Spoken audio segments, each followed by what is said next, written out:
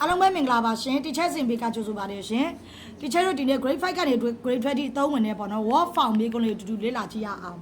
word found နဲ့ word found လို့ပြောလိုက်တဲ့ချက်လို့၄မျိုးသိရမယ်ဘာကြီးလဲဘာ၄မျိုးလဲဆိုတော့မှ teacher ခုပြောထားတယ် verb found 10မျိုး noun found 10မျိုး adjective found 10မျိုးနဲ့ adverb found 6မျိုးကိုသိရမယ်အဲ့ဒါသိသွားရင် teacher တို့ဒါဖြေရလွယ်ကူသွားလိမ့်မယ်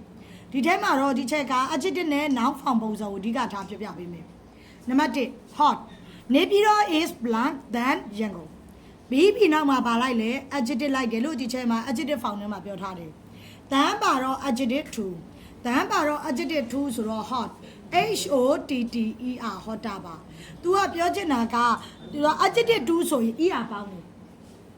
adjective to ဆိုရင် er ပေါင်းတယ် h o t hot တယ်ဒီမှာ t ရဲ့နောက်မှာ a e i o u တစ်လုံးပါရင်အနောက်ကဆုံးတဲ့ဟာကိုနှစ်ခါကိုကရေးပေးရတယ်h o t t e r hot တာလို့ရေးပေးရတယ်နံပါတ်2 hot Mandalay is the blank that ရန်ကုန်ပြီးနောက်မှာ adjective လိုက်တယ်ရှင့်ဒါပေမဲ့ဒီမှာသဲပါတယ်သဲပါတယ်ဆို adjective 3လို့ခေါ်တယ်သဲပါရင် adjective 3လို့ခေါ်တယ် okay ဒါဆိုရင်စပ်ပြောမယ်ဒါဆိုရင်သဲပါရင် adjective 3ဆိုရင်ဒီချက်လို့ဟာဒီမှာဒမ်းမပါဘူးပေါ့ဒါတစ်ချက်မျိုးကမှပါဒမ်းမပါဘူးဘယ်လိုရေးမလဲဒီမှာဆိုရင် is the city ပေါ့ is the city in အပါမြန်မာပေါ့အပါမြန်မာ